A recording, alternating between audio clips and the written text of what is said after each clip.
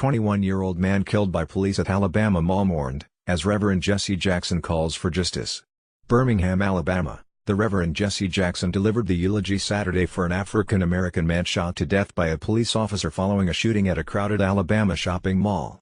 Jackson said the Hoover police officer who shot him, Andikich Fitzgerald Bradford Jr., 21, must face justice and urged authorities to release tapes of the shooting.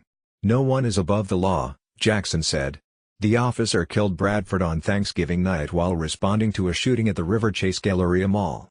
Authorities initially identified Bradford as the gunman, but later retracted that allegation and searched for the real shooter who wounded two people that night. Bradford's relatives have said he had a permit to carry a gun legally, and their attorney has quoted witnesses as saying Bradford was trying to help when he was gunned down. Bradford's death sparked a week of protests in Hoover and calls for the release of surveillance videos of the shooting. "We will have the tape made public," Jackson said to rousing applause. "We want transparency, not cover-up. Tell the whole story, tell it now. We want justice now. We want fairness now." The Hoover Police Department has turned over footage of the shooting to the Alabama Law Enforcement Agency, which is investigating. The city has not released any information about the officers involved, but did say the person who fired the fatal shot has been placed on an active duty during the investigation. Jackson said Bradford would not be forgotten, and pledged to keep fighting for more information about the shooting. "Innocent blood has power," he said.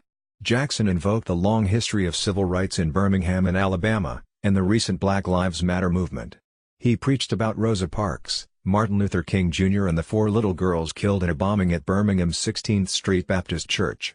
He also listed some of the black men killed by police in more recent high-profile incidents, including Michael Brown, Freddie Gray, and Philando Castile.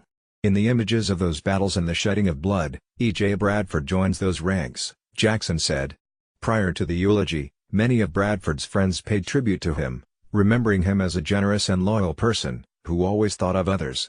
"Everybody called E.J.," said one friend. "He was always on call." His father, Emantic Bradford Sr., who is fighting cancer, said when he got diagnosed, he saw a change in his son. "When I got sick, I knew then my son turned the corner and started being responsible," he said. "The shoe was on the other foot. He started checking on me. My child was a good child." He broke down in tears when he spoke about losing his son who he hadn't realized had touched so many lives. "The years that I had with him were 21 good years," his father said. "To this day, he's always going to be my hero. I miss my baby and his mama miss him too."